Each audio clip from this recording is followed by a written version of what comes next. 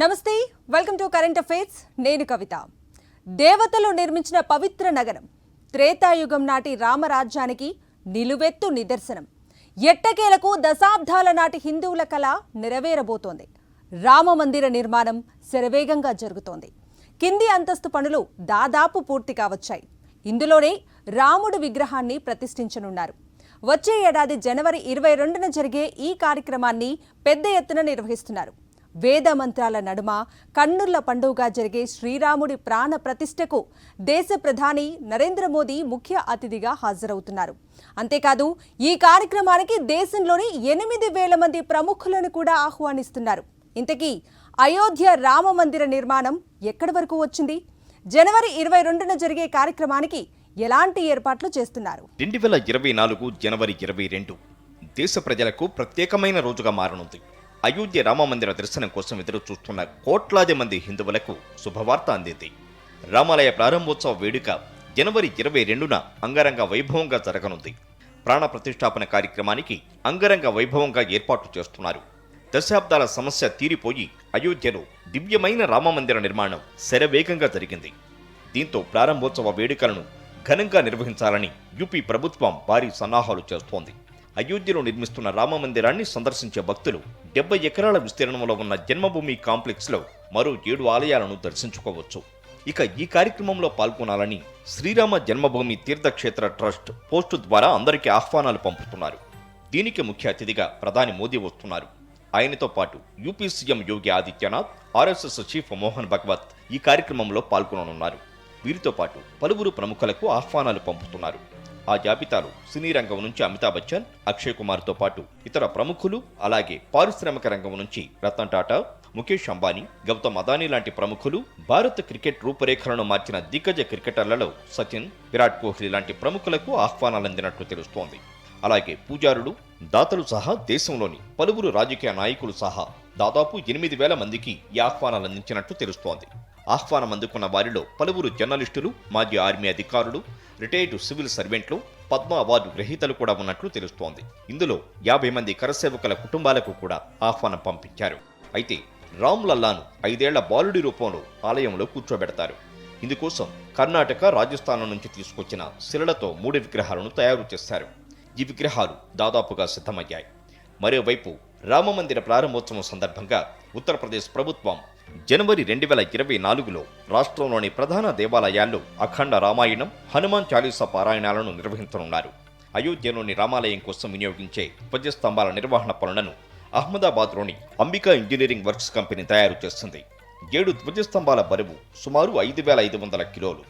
రామమందిరం చుట్టూ 800 మీటర్ల పొడవున నిర్మిస్తున్న రింగ్ రోడ్డు చివరి దశలో ఉంది. మరోవైపు ప్రాకారాలలో నుంచే కాకుండా రింగ్ రోడ్డు మార్గం నుంచి కూడా ఈ ఆలయాన్ని సందర్శించవచ్చు. ఆలయంలోని నేలను పాలరాతితో తీర్చిదిద్దుతున్నారు. 60% మేరకు ఫ్లోర్లో మార్బుల్స్ అమర్చారు. అలాగే ఆలయ నృత్య మండపంతో పాటు రంగమండపానికి సంబంధించిన శిఖరం సిద్ధమైంది. కాగా అయోధ్య రామమందిరాన్ని 8.64 ఎకరాల్లో యూపీ ప్రభుత్వం నిర్మించింది. ఈ ఆలయంలో గర్భగుడితో పాటు 5 మండపాలు ఉంటాయి. గుద్దు మండపం, రంగమండపం, నిత్య మండపం, ప్రధాన మండపం, కీర్తన మండపం ఉంటాయి. ఇక జనవరి 22న అయోధ్యలోని నూతన రామాలయంలో శ్రీరాముడు కొలువు తీరుతున్న సందర్భంగా ఆ రోజు నుంచి 20 మంది కొత్త అర్చకులు ఆలయంలో రోజువారీ పూజలు నిర్వహించనున్నారు. ఈ నేపథ్యంలో తీర్థక్షేత్ర ట్రస్ట్ ప్రస్తుతం 20 మంది కొత్త అర్చకులకు శిక్షణ ఇస్తోంది. శ్రీరామ జన్మభూమి ఆలయంలో శ్రీరామునికి సేవ చేసే భాగ్యం కలగనుందని వారంతా సంతోషం వ్యక్తం చేస్తున్నారు. ఇక చరిత్ర విషయానికొస్తే దశాబ్దాలుగా కొనసాగిన బాబ్రీ మసీదు రామమందిర వివాదం 2019లో సుప్రీంకోర్టు ఇచ్చిన చారిత్రక తీర్పుతో ముగిసింది. సుప్రీంకోర్టు తీర్పుతో రామమందిర నిర్మాణానికి ఉన్న అన్ని అడ్డంకులు తొలగాయి. సుప్రీంకోర్టు తీర్పును అనుసరించి ఆలయ నిర్మాణంపై అన్ని నిర్ణయాలు తీసుకోవడానికి కేంద్రం శ్రీరామ జన్మభూమి తీర్థక్షేత్ర ట్రస్టును ఏర్పాటు చేసింది. ఆలయ నిర్మాణానికి ప్రధాని మోదీ శంకుస్థాపన చేయడంతో నిర్మాణ పనులు 2020 ఆగస్టు 5వ తేదీ నుంచి ప్రారంభమయ్యాయి. 1998లో అహ్మదాబాద్లోని సోంపురా కుటుంబం రూపొందించిన డిజైన్ ఆధారంగా రామమందిర నిర్మాణం చేపట్టారు. ఆ తర్వాత ఆ డిజైన్కు 2020లో కొన్ని మార్పులు చేశారు. జనవరి 22న భారీగా తరలివచ్చే భక్తుల కోసం అధికారులు ఏర్పాట్లు చేస్తున్నారు. సుదూర ప్రాంతాల నుంచి వచ్చే భక్తులకు వసతి ఏర్పాటు చేసేందుకు అయోధ్యలో టెంట్ సిటీలు ఏర్పాటు చేస్తున్నారు. ఈ కార్యక్రమానికి దేశ విదేశాల నుంచి పెద్ద ఎత్తున భక్తులు తరలివచ్చే అవకాశం ఉందని అధికారులు అంచనా వేస్తున్నారు. అయితే ఆ భక్తులకు ఎట్టి పరిస్థితుల్లో ఎలాంటి ఇబ్బందులు కలగకుండా ఏర్పాట్లు కల్పించే విషయంలో ప్రణాళికలు రచిస్తున్నారు అధికారులు. మధ్య గుప్తర్ ఘాట్ వద్ద 20 ఎకరాల్లో 25,000 మందికి వసతి కల్పించేలా నిర్మాణం చేస్తున్నారు. బ్రహ్మకుండ వద్ద 30,000 మందికి, బాగు బీజేసీ వద్ద 25,000 మందికి వసతి సౌకర్యాలు కల్పిస్తున్నారు. కారు సేవక్పురం, మణిరామ్ దాస్ కంటోన్మెంట్ వంటి ప్రాంతాల్లో కూడా ఇలాంటి వసతి ఏర్పాట్లు చేస్తున్నారు. మొత్తంగా ఆ అయోధ్య రామయ్య సేవా భాగ్యాన్ని నోచుకునేందుకు భక్తి పారవస్యంతో కోట్లాది మంది భక్తులు వేచి చూస్తున్నారు. గాజాలో మళ్లీ పరిస్థితి మొదటికొచ్చింది. బందీల విడుదల సమయంలో యుద్ధానికి చిన్న బ్రేక్ ఇచ్చారు. దీంతో అక్కడి జనాలు ఊపిరి పీల్చుకున్నారు. ఆ తర్వాత మళ్లీ బాంబుల మోత మొదలవటంతో గాజా గజగజా వణుకుతోంది. గాజా ఒక నెత్తుటి నగరంలా మారిపోయింది. దాడులతో దద్దరిల్లుతోంది. ఆస్పత్రుల్లోనూ హాహాకారాలు వినిపిస్తున్నాయి. ఒక యుద్ధం వేలాది మంది అమాయకులను బలి తీసుకుంటోంది. ఎక్కడ చూసినా రక్తం ఏరులై పారుతోంది. ఎక్కడ విన్నా బాంబుల మోతలే వినిపిస్తున్నాయి. గాజా నగరం ఒక శ్మశానాన్ని తలపిస్తోంది. ప్రాణాలు కాపాడుకునే దారి లేదు. సరిహద్దులు దాటే అవకాశమూ లేదు. గాజా నగరం పరిస్థితి యుద్ధానికి ముందు, ఆ తర్వాత అన్నట్లుగా మారింది. అసలు ఈ మారణకాండకు ముగింపు పడేది ఎప్పుడు? గాజా భవిష్యత్తు ఏంటి? యుద్ధం ఏదైనా, యుద్ధం ఎక్కడైనా, యుద్ధం ఏ 2 దేశాల మధ్యనైనా ఎక్కువగా బలైపోయేది అమాయకులే. యుద్ధానికి కారణం ఏదైనా కావచ్చు. ఒకరిది యుద్ధ దాహం కావచ్చు, మరొకరిది దేశ రక్షణ కోణం కావచ్చు. రీజన్ ఏదైనా ఆ యుద్ధంలో ఎక్కువగా బలయ్యేది సామాన్యులే. ఇజ్రాయెల్ హమాస్ మధ్య జరుగుతున్న యుద్ధంలోనూ అదే జరుగుతోంది. ఇజ్రాయెల్ దాడులతో గాజా దత్తరిల్లుతోంది. హమాసు జరిపిన మెరుపు దాడికి ప్రతీకారంగా గాజాపై ఇజ్రాయెల్ దండయాత్ర చేస్తోంది. ఈ యుద్ధానికి కారణం ఎవరన్నది పక్కన పెడితే ఎక్కువగా బలైపోతున్నది మాత్రం అమాయకులే.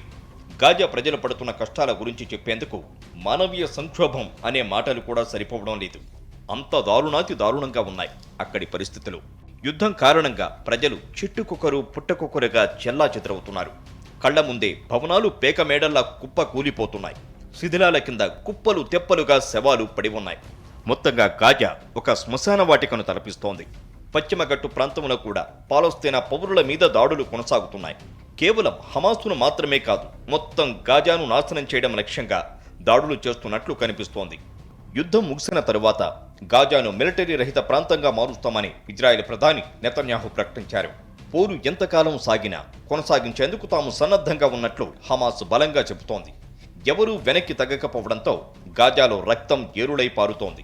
అయితే 7 రోజుల కాల్పుల విరామంలో హమాస్ వద్ద ఉన్న వారిలో 100 మంది బందీలు, ఇజ్రాయెల్ జైళ్లలో అక్రమంగా నిర్బంధంలో ఉన్న పాలస్తీనా పౌరుల్లో 240 మంది విడుదల తర్వాత పెద్ద ఎత్తున గాజా మీద ఇజ్రాయెల్ దాడులకు దిగింది.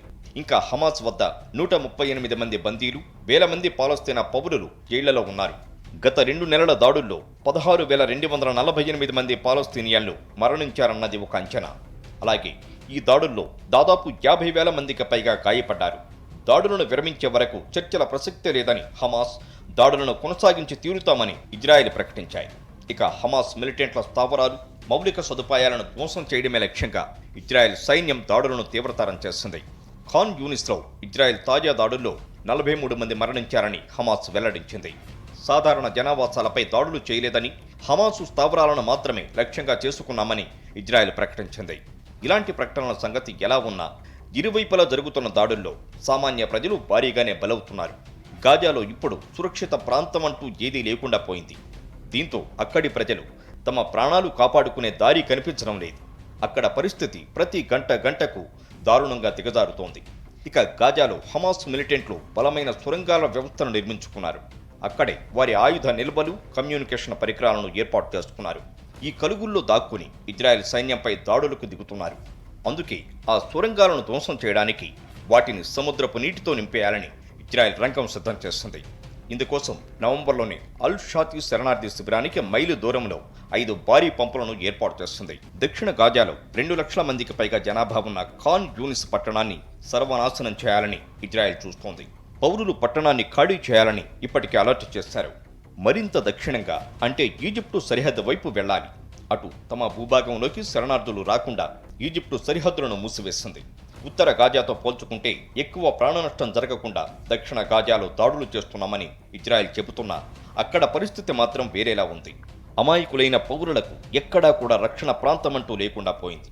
ఖాన్ యూనిస్ పట్టణం చుట్టూ 6 కిలోమీటర్ల పరిధిలో 150 ఇజ్రాయెలీ ట్యాంకులు, సాయుధులతో కూడిన అనేక వాహనాలు ఉన్నట్లు ఉపగ్రహ చిత్రాలు చూపుతున్నాయి. ఇక మరోవైపు అమెరికా విదేశాంగ మంత్రి బ్లింకెన్ కూడా పశ్చిమాసియాలో సుడిగాలి పర్యటనలు చేస్తున్నారు. ఆయా దేశాలు హమాసు చర్యలను ఖండిస్తున్న నేపథ్యంలో పాలస్తీనా అథారిటీని పునరుద్ధరించి పరిపాలనా బాధ్యతలను వెస్ట్ బ్యాంకుకు అప్పగించేలా చర్యలు జరుగుతున్నాయి. దీనికి అర్థమేంటంటే హమాసును పూర్తిగా తుడిచిపెట్టాలనే ఇజ్రాయెల్ శపథాన్ని నెరవేరుస్తూనే గాజా భూభాగంపై ఇజ్రాయెల్ ఎలాంటి నియంత్రణ చేపట్టకుండా ఉండేలా జాగ్రత్త పడుతున్నాయి. అయితే ఒకవేళ వెస్ట్ బ్యాంకును పాలస్తీనా అథారిటీగా గుర్తిస్తే ఇంతకాలం వ్యతిరేకిస్తూ వస్తున్న పాలస్తీనా అంశాన్ని ప్రపంచం అధికారికంగా గుర్తించే ప్రమాదం ఉంది. ఇది ఇజ్రాయెల్కు ఏమాత్రం మింగుడు పడని అంశం.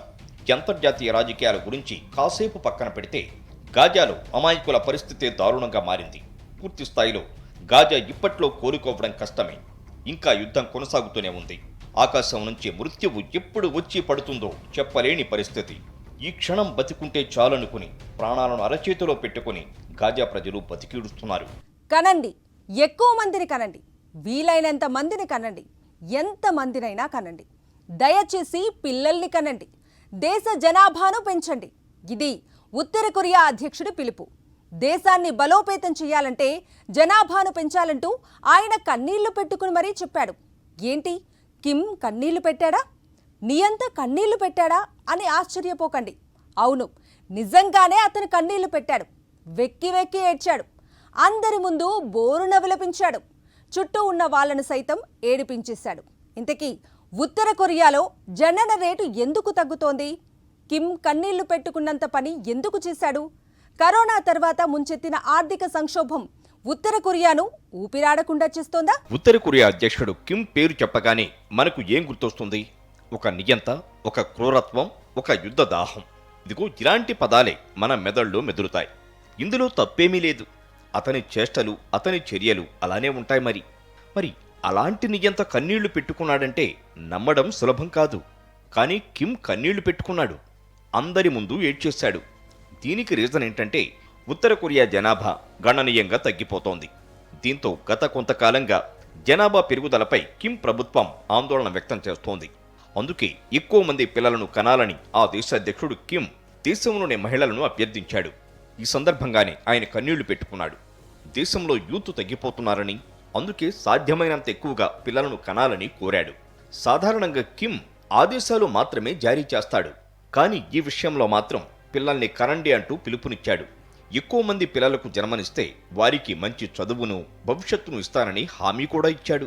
కిమ్ ప్రసంగం వినగానే అదే సభలో ఉన్న మహిళలు కూడా భావోద్వేగానికి గురయ్యారు. ఉత్తర కొరియాలో ఐక్యరాజ్య సమితి నివేదిక ప్రకారం 2023లో ఒక తల్లి సగటున జన్మనిచ్చే పిల్లల సంఖ్య 1.8% ఉంది. దీనికి కారణం లేకపోలేదు. 1970-80 దశకంలో ఉత్తర కొరియాలో జనాభా వృద్ధిని తగ్గించే కఠినమైన గర్భ నిరోధక విధానాలను అవలంబించారు. దాంతో అప్పటి నుంచి ఆ దేశ జనాభా క్రమంగా తగ్గుతూ వచ్చింది. 1990లలో వచ్చిన కరువు కారణంగా లక్షలాది మంది ప్రాణాలు కోల్పోయారు. దీంతో జనాభా మరీ తగ్గిపోయింది. అయితే దేశ జనాభా గణాంకాలను ఉత్తర కొరియా ప్రభుత్వం బహిర్గతం చేయడం లేదు. అయితే అక్కడ గత 10 ఏళ్లుగా జననాల రేటు తగ్గుతూ వస్తోందని పొరుగు దేశం దక్షిణ కొరియా అంటోంది. ఇది నిజమేనని స్పష్టమైంది. అయితే జననాల రేటును పెంచడానికి ప్రభుత్వం నడుం బిగించింది. 3 లేదా ఆపై పిల్లలకు జన్మనిచ్చిన కుటుంబాలకు ప్రత్యేక ప్రయోజనాలను ప్రకటించింది. ఉచిత నివాసం, ఉచిత ఔషధాలు, ఉచిత విద్య, ఉచిత నిత్యావసరాలు, ఇలాంటివి ఎన్నో ప్రయోజనాలు ఇస్తామని హామీ ఇచ్చింది. ఇక్కడొచ్చిన చిక్కేంటంటే ఉత్తర కొరియాలో పిల్లల పెంపకం, చదువు చెప్పించడం వంటివి చాలా ఖరీదైన వ్యవహారం.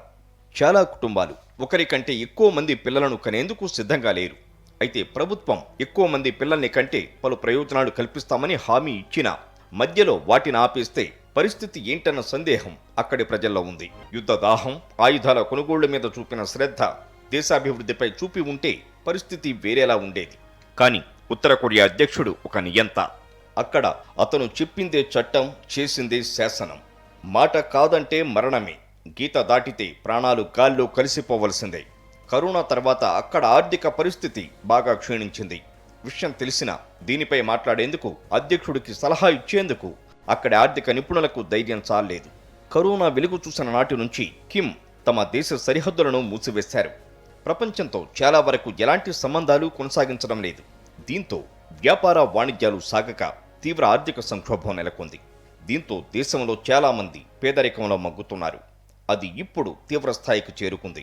దానికి తోడు జనన రేటు కూడా పూర్తిగా తగ్గిపోయింది. ఇది ఇలానే కొనసాగితే పరిస్థితి చేయిదాటిపోతుందని కిమ్ గ్రహించాడు. ఇంకా నియంతలా వ్యవహరిస్తే పాలించేందుకు ప్రజలు ఉండరని అర్థం చేసుకున్నాడు. లేకపోతే దేశంలో ఆహారం కొరత, అధిక ధరలతో ప్రజలు ఆకలితో అలమటిస్తున్న సమయంలో రోజుకు పూట మాత్రమే తినండి అని సలహా ఇచ్చిన కర్కశుడు కిమ్. చిన్న చిన్న కారణాలకే ఎంతో మందికి మరణ శిక్షలు విధించిన నియంత కిమ్. కఠిన ఆంక్షలతో ఉత్తర కొరియా ప్రజలను ఉక్కిరి బిక్కిరి చేస్తున్న యమ కిమ్ కరుడు అతను. అలాంటి నియంత ఇప్పుడు అందరి ముందు కన్నీళ్లు పెట్టుకున్నాడు. ఇది వాళ్ళ కరెంట్ అఫైర్స్.